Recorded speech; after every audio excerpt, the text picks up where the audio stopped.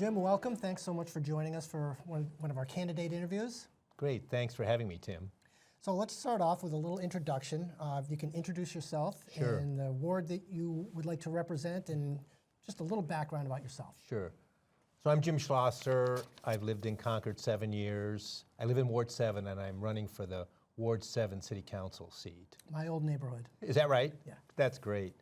I'm a physician. I worked at the VA for 19 years and really it was a pleasure serving veterans. But now I'm retired, sort of focusing on community issues, mostly housing and homelessness, but that's sort of my main issue.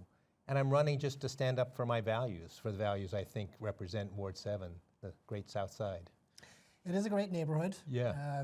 Raised 3 kids there, loved it. So we'll jump into the questions, and you, I'm very glad that you mentioned housing. I won't start with housing. Okay, but, okay. As you know, we're going to touch on that. But they're going to talk about tax base. Yeah. We live in a community where more than 27, 28% of our property is non-taxable. Right. Home for state government. Right. Lots of nonprofits here.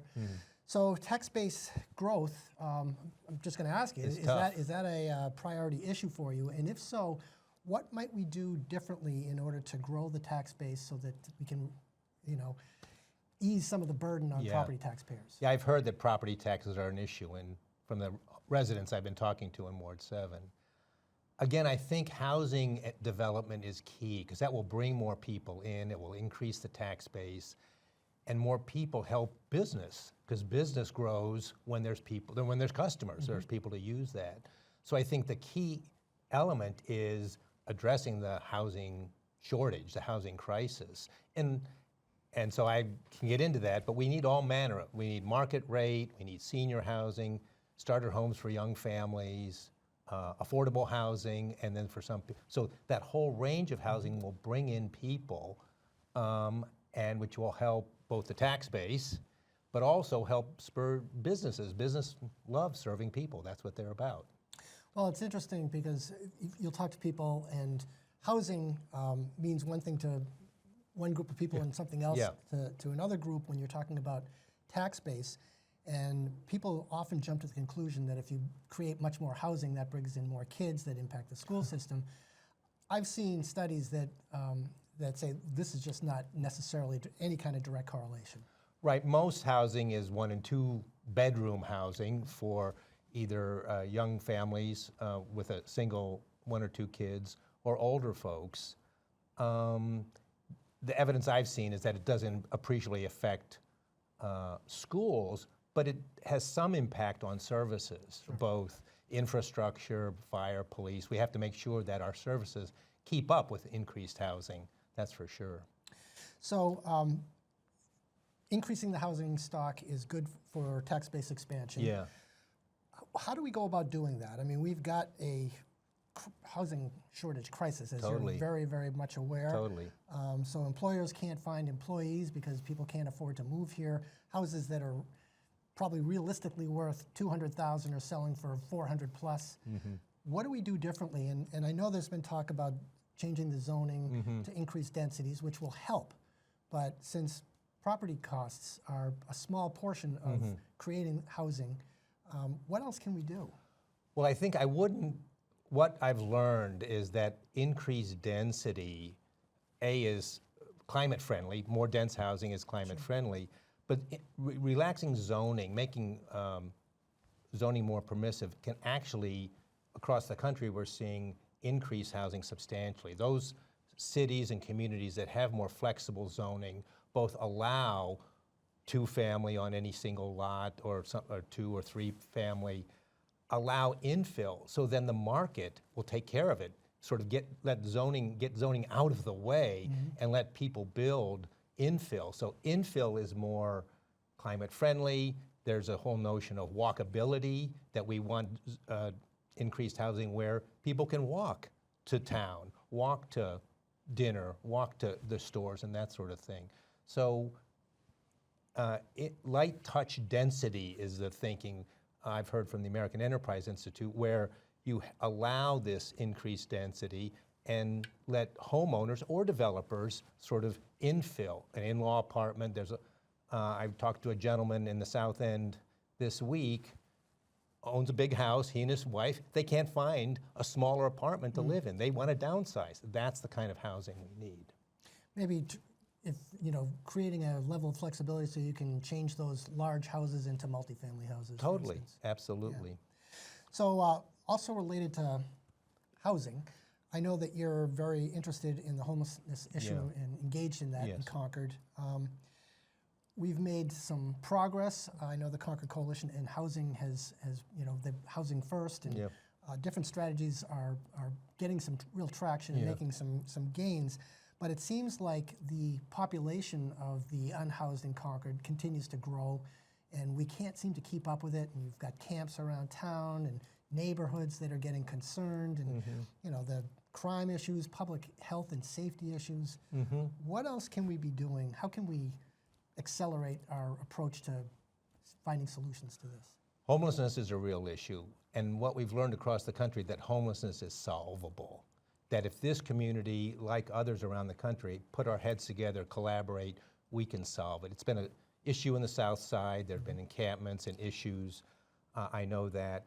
What we're seeing is two things. One is for those agencies and departments that serve homeless persons, social service, health, mental health, public safety, there's increased collaboration, and that's critical. And there needs to be a venue where those collaborators can really coordinate what they do. The other piece, though, is housing, is that with the vacancy rate in apartments less than 1%, we've had, at the Concord Coalition to End Homelessness, we've had clients with vouchers who for months cannot find an apartment. And so how can we expect people to get out of tents and out of the woods if there's no housing? So the two things, increased collaboration and coordination among the departments and agencies working with the homeless, and then increased housing. Really, there's some interesting, Nova Scotia, the municipal government and private developers collaborated for 52 cottage home units, and so put together a package, and quickly they will get 50 to 70 persons off the streets, out of the camps into some sort of housing. It's a challenge for sure. For sure. Yeah.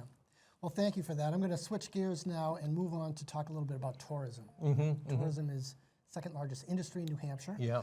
Concord's not exactly the center of tourism for the state, but people that are visiting here are going right by us. Some are getting off the highway, but not as many, or at least in my opinion, and as a Chamber of Commerce guy, tourism growth is important to us. Do you agree with that? And if so, what can we be doing more to attract more people into our fair share, I guess, for tourism spending in Concord? So Concord is a great place to live. We're an hour from the seacoast, we're an hour from the White Mountains, we're an hour from the Upper Valley. And so I think increased housing and density makes business more vibrant, more restaurants. That will help allow people to stop. As they go to the White Mountains or travel around the great New Hampshire areas, they can stop here and see our culture, cultural events, go to restaurants, go to our stores, buy things, I think. So I think making this a vibrant community is what attracts tourism. It certainly doesn't hurt, but my opinion is that we have a good product to sell here. Yeah. We're not mountains and beaches. That's right. But we're history, we're culture, and we are very centrally located. Right. And when people are planning a vacation in New Hampshire and come to the visitor center, we say make Concord your hub, and then you can zoom out to the mountains or the lakes or the beaches, and you've got bad weather, wonderful things to do here. Right. But it requires investment. We need to get the word out, I think is what I'm saying. And I don't know if you would agree that the city has a role to play there. We're involved in it, but you need the resources to get the word out. We need to partner. The city, the Chamber of Commerce, the small business owners, all those working together to make it attractive. I think the Brady Sullivan development at the old state garages will give us a better face. I think the upgrade to the Everett Arena will give us a better face. I think having a better face to the highway will help us also. Well, that sort of segues into our next question, and the expansion of Interstate 93 going through Concord. Yeah. So I think, again, I see opportunity here. I also see a possibility for something more negative to occur if Sure. we don't do it right. Sure. But I don't feel we're putting our best face forward. You mentioned a few things. You mentioned Everett Arena. Yeah. What else can we be doing to improve Concord's image from '93? Yeah. Well, hopefully the Brady Sullivan development is going to be a big face. That'll be a cleanup for sure. That'll definitely clean up that area, and the Everett Arena also. I think if with the '93 transformation, however that is, the new bike path along the river and under 93 will show people that it's a great place to recreate, to come and stay and ride a bike and see the town. Well, I think there's room for opportunity here. Absolutely, absolutely. Jim, I think that pretty much wraps up our time. I want to thank you so much for coming in and joining us for this interview. Well, Tim, thanks for hosting us.